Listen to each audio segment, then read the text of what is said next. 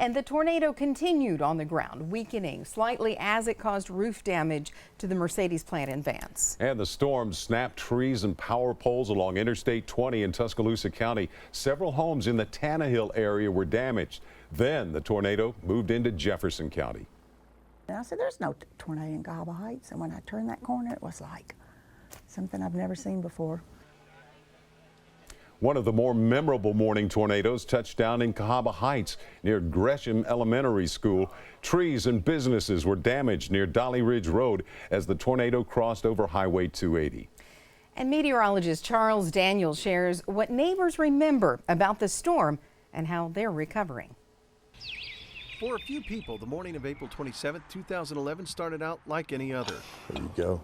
Jeff Green, head trainer and owner of Icon Performance in Cahaba Heights, was already working with clients when an EF2 tornado ripped the rest of the community from its slumber.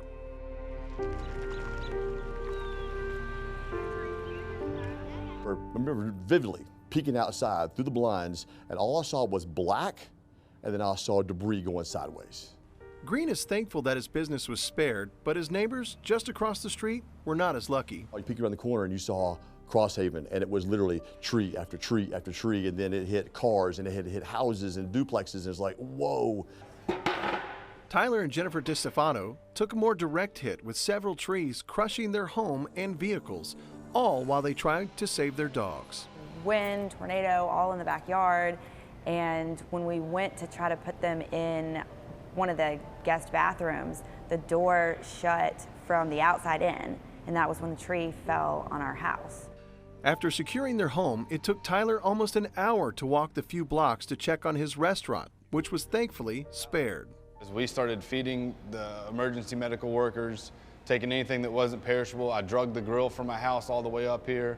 We grilled out and fed people that didn't have food. The tornado spared the elementary school as well, with only minimal damage to the building. It would have been terrifying for all of us, you know. Inez Shinara was one of the first teachers to arrive that morning. There were people already in the streets from the neighborhoods with chainsaws and, you know, going at it. People were buried in their houses. Kids that were really scared and shook up. Some of them were trapped in their houses and had to be dug out. The students had to be temporarily relocated while the cleanup Up continued. here you could see for miles and miles. Brooke Brown, a third grade teacher at the time of the storm, remembers her first day back.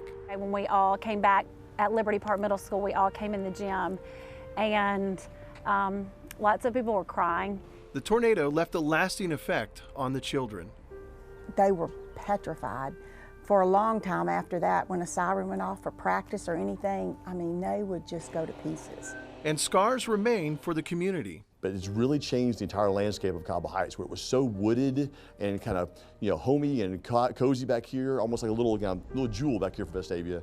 Now it's just wide open, just looks completely different what I grew up with. While the landscape has changed, most people agree that Cahaba Heights has returned a little stronger and a little more tight-knit. It's really coming back. It's neat to see, because of that, the development here and the progress that's been made in this community. In Cahaba Heights, meteorologist Charles Daniel, ABC 3340.